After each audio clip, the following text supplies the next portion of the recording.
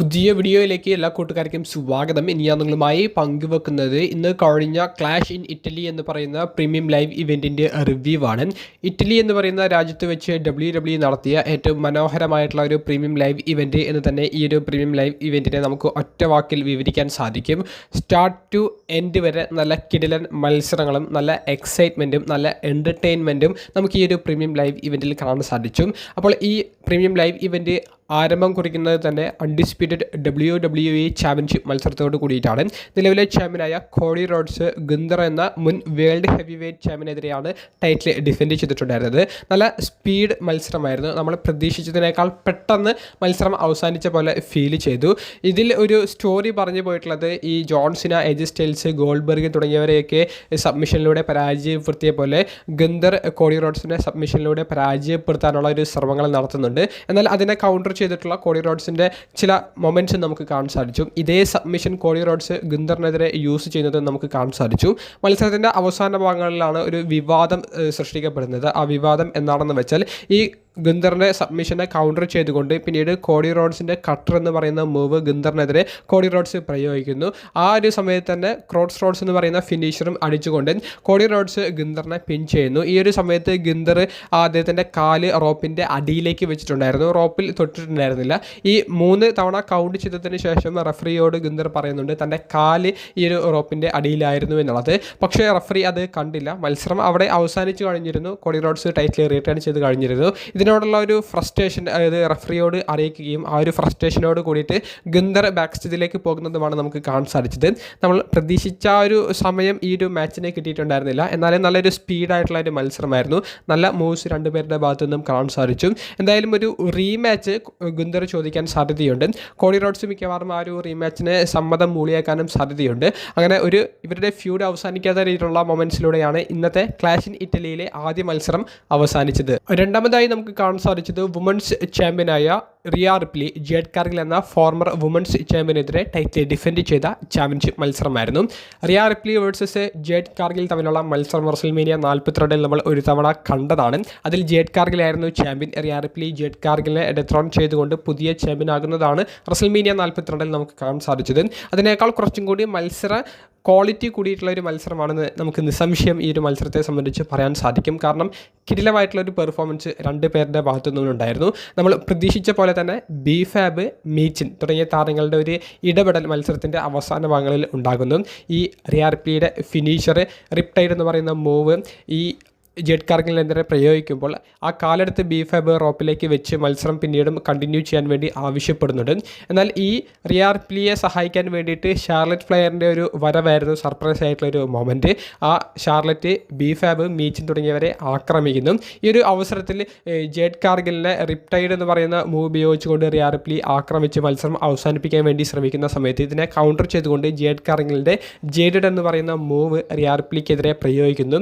എന്നാൽ ബിഫാബ് Z കാർഗിലിനെ സഹായിച്ചതുപോലെ Charlotte flare റിയാർപിയെ സഹായിക്കുന്നുണ്ട്. കാലെടുത്ത് ആ ഒരു റോപ്പിലേക്ക് വെക്കുന്നുണ്ട്. അങ്ങനെ മത്സരം അവിടെയും കണ്ടിന്യൂ ചെയ്ത് പോകുന്നു. അവസാനം റിയാർപി റിപ്റ്റൈഡ് എന്ന് പറയുന്ന ഫിനിഷർ അടിച്ചുകൊണ്ട് ജെഡ് കാർഗിലിനെ പിൻഫോളിലൂടെ പരാജയപ്പെടുത്തി ടൈറ്റിൽ റിട്ടേൺ ചെയ്യുന്നതുമാണ് നമുക്ക് കാണാൻ സാധിച്ചത്. അങ്ങനെ റിയാർപിയും ഷാർലറ്റ് ഫ്ലെയറും അങ്ങനെ സെലിബ്രേറ്റ് ചെയ്യുന്ന ചെറിയൊരു മൊമെൻറ്റ്സും കൂടി കാണിച്ചുകൊണ്ട് മത്സരം അവസാനിച്ചു. മൂന്നാമതായി നമുക്ക് കാണാൻ സാധിച്ചത് നമ്മൾ എല്ലാവരും വളരെ പ്രതീക്ഷയോടുകൂടി കാത്തിരുന്ന ബ്രോക്ക് ലെസ്നർ വേഴ്സസ് ഒബാഫെമി തമ്മിലുള്ള മത്സരമായിരുന്നു. നമ്മളെല്ലാവരും വലിയ പ്രതീക്ഷയോടുകൂടി കാത്തിരുന്ന ഇവരുടെ സ്റ്റോറി അനുസരിച്ചുള്ള രണ്ടാമത്തെ മത്സരം നമ്മുടെ പ്രതീക്ഷയേക്കാൾ മുകളിലേക്ക് മത്സരം കൊണ്ടുപോയി എന്ന് തന്നെ പറയേണ്ടി വരും. കാരണം ഗംഭീരമായിട്ടുള്ള കുറേയധികം മൂവ്സ് ഒന്നും ഇവർ ചെയ്തു, കുറേയധികം സമയം ഫൈറ്റ് ചെയ്തു എന്നൊന്നുമല്ല നമ്മൾ പറയുന്നത്. ബ്രോക്കിൻ്റെ മത്സരത്തിൽ നമ്മൾ പ്രതീക്ഷിക്കുന്നത് എന്തോ അത് കിട്ടി. ഒബാഫെമിയെ വലിയ രീതിയിൽ അദ്ദേഹത്തെ ഒരു താഴ്ത്തി കെട്ടുകയും ഈ ഒരു മത്സരത്തിൽ ചെയ്തിട്ടില്ല. ആദ്യം ബ്രോക്ക് ലെസ്നറാണ് റിങ്ങിലേക്ക് വരുന്നത്, പിറകെ ഒബാഫെമിയും വരുന്നു. പതിയെ പോലെ ഒരു സ്പെഷ്യൽ ഇൻട്രൊഡക്ഷൻ പോൾ ഹീമനാണ് ഈ മത്സരത്തിന് വേണ്ടി ബ്രോക്കിനെ കൊടുക്കുന്നത്. അങ്ങനെ ഒബാഫെമിക്കുമുള്ള ഒരു ഇൻട്രൊഡക്ഷൻ കൊടുത്ത് ആ ഒരു ബെൽ റിങ് ചെയ്യുന്നതിന് മുൻപ് തന്നെ ഒബാഫെമിയെ ബ്രോക്ക് ആക്രമിക്കുന്നു. അപ്പോൾ തന്നെ ബെൽ റിങ് ചെയ്യുന്നുണ്ട്. അതിനുശേഷം ഒബാഫെമിയെ തുടരെയുള്ള F5 കൊടുത്തുകൊണ്ട് ബ്രോക്ക് അവിടെ അവസാനിപ്പിച്ചു എന്ന് തോന്നിപ്പിച്ചു. പക്ഷേ ഒബാഫെമി അത് കിക്ക് ഔട്ട് ചെയ്തു. എന്നിട്ട് പോൾ ഹേമിൻ്റെ നിർദ്ദേശപ്രകാരം കിമുറ എന്ന് പറയുന്ന സബ്മിഷൻ ബ്രോക്ക് ഒബാഫെമിക്കെതിരെ പ്രയോഗിക്കുന്നു. കുറച്ച് സമയം അതൊന്ന് നല്ല വേദന ഉള്ളതുപോലെ ഒബാഫെമി ഒന്ന് നിന്നെന്നുണ്ടെങ്കിലും പിന്നീട് അതിനെ ഒരു സ്പൈൻ ബസ്റ്റർ എന്ന് പറയുന്ന മൂവിലേക്ക് കൗണ്ടർ ചെയ്തുകൊണ്ട് ഒബാഫെമി തിരിച്ചടിക്കുന്നുണ്ട്. പിന്നീട് അവിടെ നിന്ന് ഒബാഫെമിയുടെ ചെറിയൊരു തിരിച്ചറിവിനുള്ള ശ്രമങ്ങളാണ് അദ്ദേഹം നടത്തുന്നത്. പക്ഷേ റിങ്ങിൻ്റെ വെളിയിലേക്ക് വീണ രണ്ടുപേരും ആദ്യം ആ കമൻറ്റേഴ്സ് ടേബിളിലേക്ക് ബ്രോക്കിനെ അടുത്ത് ഒബാഫെമി ഇടുമെന്ന് തോന്നിപ്പിച്ച സ്ഥലത്ത് ബ്രോക്ക് ഒബാഫെമിയെ F5 ചെയ്ത് കമൻറ്റേഴ്സ് ടേബിളിലേക്ക് ആക്രമിക്കുന്നു. ഒബാഫെമി ഈ കൗണ്ട് ഔട്ടിലൂടെ പരാജയപ്പെടുമെന്നുള്ളൊരു മൊമെൻറ്റ് സൃഷ്ടിക്കപ്പെടുന്നു. പക്ഷേ ഭയങ്കര പവർഫുള്ളായിട്ട് ഒബാഫെമി എഴുന്നേറ്റ് വരുന്നു. 8ഉം 9ഉം ഒക്കെ കൗണ്ട് ചെയ്യുന്ന ഒരു സമയത്ത് തന്നെ റിങ്ങിലേക്ക് ഒബാഫെമി കയറുന്നു. ആ റിങ്ങിലേക്ക് കയറിയ ഉടനെ തന്നെ കോർണറിൽ ഇങ്ങനെ ഇരിക്കുന്നുണ്ടായിരുന്ന ബ്രോക്കിൻ്റെ അടുത്തേക്ക് പോയി അപ്പർ കട്ട് എന്ന് പറയുന്ന മൂവ് ചെയ്തുകൊണ്ട് ഒബാഫെമി വലിയൊരു ആധിപത്യം അവിടെ നേടിയെടുക്കുന്നു. പിന്നീട് ബ്രോക്കിനെയൊക്കെ തൂക്കി അടിച്ചതുകൊണ്ട് ഒബാഫെമി മത്സരം അവസാനിപ്പിക്കാൻ പോകുന്നു. റസൽമീനിയ 42ൻ്റെ ഒരു റിപ്പീറ്റേഷൻ ആയിട്ട് തന്നെ ഒബാഫെമി ആയിരിക്കും വിജയിക്കുക എന്നുള്ളൊരു പ്രതീതി സൃഷ്ടിക്കപ്പെടുന്നു. പക്ഷേ ബ്രോക്ക് F5 എന്ന് പറയുന്ന മൂവ് ഉപയോഗിച്ച് തിരിച്ചടിച്ച് ബ്രോക്ക് വിജയിക്കുന്നതാണ് നമുക്ക് കാണാൻ സാധിച്ചത്.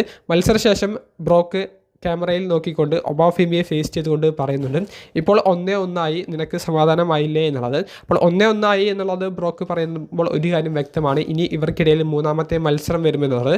അത് അടുത്തതായി തന്നെ നടക്കാൻ പോകുന്നു എന്ന് തന്നെ നമുക്ക് സംശയം പറയാൻ സാധിക്കും. നല്ലൊരു എൻ്റർടൈനിങ് ആയിട്ടുള്ള ബ്രോക്കിൻ്റെ ആരാധകർക്ക് കുറേയധികം കാലമായിട്ട് കാത്തിരിക്കുന്ന രീതിയിലുള്ള ഒരു മത്സരമാണ് ഇന്നത്തെ ക്ലാഷ് ഇൻ ഇറ്റലിയിൽ ബ്രോക്കിൻ്റെ ഭാഗത്ത് നിന്ന് ഒബാഫെമിക്കെതിരെ കാണാൻ സാധിച്ചത്.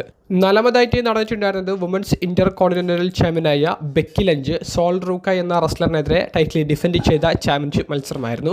സാറ്റർഡേ നൈറ്റ് മെയിൻ ഇവൻ്റ് എന്ന് പറയുന്ന മത്സരത്തിൻ്റെ അതേ ഒരു റിപ്പീറ്റേഷൻ ആകുമെന്നാണ് കരുതിയത്. കാരണം മത്സരം നിയന്ത്രിക്കാൻ വന്നിട്ടുണ്ടായിരുന്നത് ജെസിക്ക കാറായിരുന്നു. ബെക്കി ലഞ്ചിൻ്റെ എല്ലാ മത്സരങ്ങളും നിയന്ത്രിക്കുന്നത് ജെസിക്ക കാറാണെന്ന് നിങ്ങളിൽ എല്ലാവരും ശ്രദ്ധിച്ചിട്ടുണ്ടാകുമെന്ന് വിചാരിക്കുന്നു. ഇവർക്കിടയിൽ ഒരു മത്സരം വരുന്നു എന്നുള്ളതിൻ്റെ ഒരു ബിൽഡപ്പിൻ്റെ ഭാഗമായിട്ടാണോ എന്നറിയില്ല. എന്തായാലും ജെസിക്ക കാറിനെ ഉപയോഗിച്ചുകൊണ്ട് ആ റഫറിയുടെ ക്യാരക്ടർ ബെക്കി ലഞ്ചിനെതിരെ ബിൽഡ് ചെയ്ത് മെല്ലെ താരത്തെയും ഒരു റെസ്ലർ എന്ന നിലയിലേക്ക് മാറ്റാൻ വേണ്ടി ശ്രമങ്ങൾ നടത്തുന്നുണ്ട് എന്ന് തന്നെ പറയേണ്ടി വരും. നമ്മൾ പ്രതീക്ഷിച്ച പോലെ സോൾ റൂക്കയുടെ ഒരു വൺ സൈഡ് പെർഫോമൻസ് ആണ് നമുക്കിതിൽ കാണാൻ സാധിച്ചത്. സോൾ റൂക്കയുടെ കൗണ്ടറുകൾ, സോൾ റൂക്കയുടെ നല്ല ഹൈ ഫ്ലൈ മൂവ്സ്, അതൊക്കെ തന്നെയാണ് നമുക്ക് മത്സരത്തിൽ കാണാൻ സാധിച്ചത്. 1-2 പവർഫുൾ ആയിട്ടുള്ള മൂവ്സ് മാത്രമാണ് ബെക്കി ലഞ്ചിന് സോൾ റൂക്കയ്ക്കെതിരെ ചെയ്യാൻ സാധിച്ചത്. സബ്മിഷൻ ഉപയോഗിച്ചുകൊണ്ട് ബെക്കി മത്സരം വിജയിക്കാനുള്ള ശ്രമങ്ങൾ നടത്തുന്നുണ്ട്. പക്ഷേ അതിനെയും സോൾ റൂക്ക കൗണ്ടർ ചെയ്യുന്നതാണ് നമുക്ക് കാണാൻ സാധിച്ചത്. ഒരു ഹൈ ഫ്ലൈ മൂവ് ചെറിയ രീതിയിലൊരു മിസ്റ്റേക്ക് പറ്റി എന്നുണ്ടെങ്കിൽ പോലും അത് വലിയ രീതിയിലുള്ള പരിക്കുകളിലേക്കൊന്നും കൊണ്ടുപോയില്ല. അത് കൃത്യമായിട്ട് കവർ ചെയ്ത് പോകാനും സോൾ റൂക്കയ്ക്ക് സാധിച്ചു.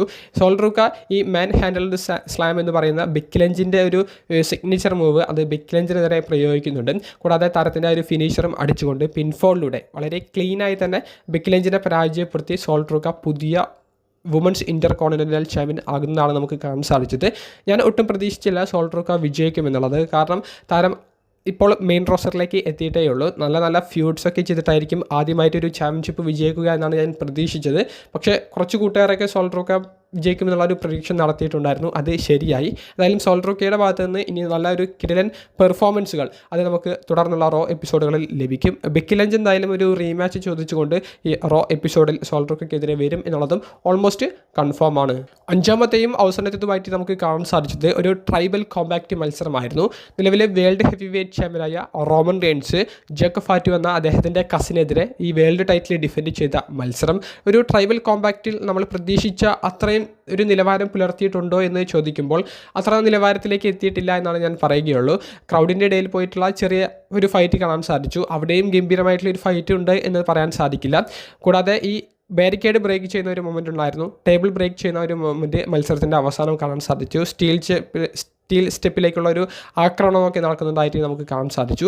അതൊക്കെ മാറ്റി നിർത്തിയാൽ മറ്റ് വെപ്പൺസ് ഒന്നും അങ്ങനെ ഉപയോഗിച്ചിട്ടില്ല. ടൂൾ ബോക്സ് ഉപയോഗിച്ചിട്ടുണ്ടായിരുന്നു. ടൂൾ ബോക്സ് ഉപയോഗിച്ചുകൊണ്ട് ജേക്കബ് ഫാറ്റുവിൻ്റെ കൈനെ കേന്ദ്രീകരിച്ചിട്ടുള്ള ഒരു ആക്രമണം റോമൻ റെയിൻസിൻ്റെ ഭാഗത്ത് നിന്ന് കാണാൻ സാധിച്ചു. അതായത് ടോഗൻ ഡെത്ത് ഗ്രിപ്പ് എന്ന് പറയുന്ന ആ ഒരു മൂവ് ചെയ്യാതിരിക്കാൻ, അല്ലെങ്കിൽ ആ മൂവ് ചെയ്യുന്ന സമയത്ത് റോമൻ റെയിൻസിനെ അതിനെ കൗണ്ടർ ചെയ്യാൻ വേണ്ടിയിട്ട് ആ വിരലുകളെ കേന്ദ്രീകരിച്ചിട്ടുള്ള ഒരു ആക്രമണമാണ് ടൂൾ ബോക്സ് ഉപയോഗിച്ച് റോമൻ റെയിൻസ് നടത്തിയത്. അത് റോമൻ റെയിൻസിന് വിജയകരമായിട്ട് അത് കംപ്ലീറ്റ് ചെയ്യാൻ സാധിച്ചു എന്ന് തന്നെ പറയേണ്ടി വരും. ഗംഭീരമായിട്ടുള്ള ഒരു മത്സരമാണോ എന്ന് ചോദിച്ചാൽ വളരെ ഗംഭീരമായിട്ടുള്ള ഒരു മത്സരമല്ല, പക്ഷേ ഒട്ടും മോശമല്ലാത്ത ഒരു ആവറേജ് തലത്തിൽ നമുക്ക് നോക്കിക്കാണാവുന്ന ഒരു മത്സരം. ട്രൈബൽ കോമ്പാക്റ്റ് എന്ന് പറയുന്ന മത്സരം വെച്ചിട്ട് കുറച്ചും കൂടി ഒരു ഹാർഡ് കോർ ലെവലിലേക്ക് കൊണ്ടുപോകാമായിരുന്നു എന്നാണ് എൻ്റെ ഒരു അഭിപ്രായം. എന്തുകൊണ്ടോ WWE ആ ഒരു രീതിയിലേക്ക് ഈ ഒരു മത്സരത്തെ പ്രസൻറ്റ് ചെയ്തില്ല. ഈ മത്സരത്തെ സംബന്ധിച്ച് നമ്മൾ നോക്കുകയാണെങ്കിൽ മത്സരത്തിൽ മത്സരത്തിൽ ഊസോസിൻ്റെ ഇടപെടലൊന്നും നമുക്ക് മത്സരത്തിൽ കാണാൻ സാധിച്ചില്ല. ഈ മത്സരത്തിൽ റോമൻ റെയിൻസിനെതിരെ ജേക്കബ് ഫാറ്റു സ്പിയർ ചെയ്തുകൊണ്ട് ആക്രമിക്കുന്നു. അതിനുശേഷം അദ്ദേഹത്തിൻ്റെ മൂൺ സോൾട്ട് എന്ന് പറയുന്ന ഫിനിഷർ അടിക്കുന്നു. പക്ഷേ റോമൻ റെയിൻസ് അവിടെ കിക്ക് ഔട്ട് ചെയ്യുന്നു. അതിനുശേഷം റോമൻ റെയിൻസ് ആ കോർണറിലെ പേഡ് എടുത്തു മാറ്റിയ ഭാഗത്തേക്ക് ജേക്കബ് ഫാറ്റുവിൻ്റെ തല ശക്തമായിട്ട് കുറേയധികം തവണ അടിക്കുന്നുണ്ട്. അതിനുശേഷം കമൻറ്റേഴ്സ് ടേബിളിലേക്ക് ആ ചാരി വെച്ചിട്ടുണ്ടായിരുന്ന കമൻറ്റേഴ്സ് ടേബിളിലേക്ക് ഒരു സ്പിയർ കൊടുത്തുകൊണ്ട് ജേക്കബ് ഫാറ്റുവിനെ ആക്രമിക്കുന്നു. എഴുന്നേറ്റ് വന്ന ജേക്കബ് ഫാറ്റുവിനെതിരെ റോപ്പുകൾക്കിടയിലൂടെ ഓടി റോമൻ റെയിൻസ് ഒരു തവണ കൂടി സ്പിയർ ചെയ്യുന്നു. 2 തുടരെയുള്ള സ്പിയറിലുള്ള ഒരു പിൻഫോളിലൂടെ റോമൻ റെയിൻസ് ജേക്കബ് ഫാറ്റുവിനെ പരാജയപ്പെടുത്തിക്കൊണ്ട് ടൈറ്റിൽ റിട്ടേൺ ചെയ്യുന്നതാണ് നമുക്ക് മത്സരത്തിൽ കാണാൻ സാധിച്ചത്. മത്സരം കഴിഞ്ഞതിന് ശേഷം ജേക്കബ് ഫാറ്റു ഒരു കോർണറിലേക്ക് വളരെ ഒരു സങ്കടത്തോട് കൂടിയിരിക്കുന്ന സമയത്ത് ഊസോസ് റിംഗിലേക്ക് വരുന്നു. റോമൻ റെയിൻസിൻ്റെ കഴുത്തിലേക്ക് ഉലാഫാല ഇട്ടുകൊടുക്കുന്നത് നമുക്ക് കാണാൻ സാധിച്ചു. എന്നിട്ട് ജെ ഊസോയോട് റോമൻ റെയിൻസ് പറയുന്നത് ജേക്കബ് ഫാറ്റുവിനെ വിളിച്ച് എൻ്റെ കൂടെ വരൂ എന്നുള്ളതാണ്. അങ്ങനെ ജേക്കബ് ഫാറ്റു മനസ്സില്ലാ മനസ്സോടു കൂടി റോമൻ റെയിൻസും ഊസോസുമൊക്കെ നടന്നു പോയതിന് ശേഷം റോമൻ്റെ പിറകിലേക്ക് ഇങ്ങനെ നടന്നു പോകുന്ന ഒരു സമയത്ത് ആ കാണികളുടെ ഇടയിൽ MFT ടീമിലെ സോളോ സിക്കോവ, ടാമ ടോങ്ക, ടോള ടോങ്ക തുടങ്ങിയവരെ നോക്കുന്നുണ്ട്. അപ്പോൾ MFT ടീം വന്ന് നിൽക്കുന്നുണ്ടെങ്കിൽ പോലും അവരുടെ യാതൊരുവിധ മൂവ്മെൻറ്റ് നമുക്കവിടെ കാണാൻ സാധിച്ചില്ല. അപ്പോൾ ജേക്കബ് ഫാറ്റു ഇനി അങ്ങോട്ട് റോമൻ റെയിൻസിൻ്റെ കൂടെ ബ്ലഡ് ലൈൻ എന്ന് പറയുന്ന ഫാക്ഷനിൽ റോമൻ റെയിൻസിൻ്റെ അണ്ടറിൽ വർക്ക് ചെയ്യണം എന്നുള്ളതാണ് ഇതിൻ്റെ ഒരു സ്റ്റിപ്പുലേഷനായിട്ട് മുന്നോട്ടേക്ക് വെച്ചിട്ടുണ്ടായിരുന്നത്. അപ്പോൾ അത് ഇനി എങ്ങനെയാണ് അവർ പ്രസൻറ്റ് ചെയ്യാൻ പോകുന്നത് എന്നുള്ളത് ഇന്നത്തെ റോ എപ്പിസോഡ് കണ്ടു തന്നെ അറിയാം. ക്ലാഷ് ഇൻ ഇറ്റലി എന്ന് പറയുന്നത് ഒരു മനോഹരമായ ഒരു മികച്ച പ്രീമിയം ലൈവ് ഇവൻ്റ് ആയിരുന്നു. ഇനി നിങ്ങളുടെ അഭിപ്രായങ്ങൾ കമൻറ്റ് ബോക്സിൽ രേഖപ്പെടുത്തുക. അപ്പോൾ അടുത്തൊരു വീഡിയോയുമായി കാണുന്നത് വരെ ബൈ.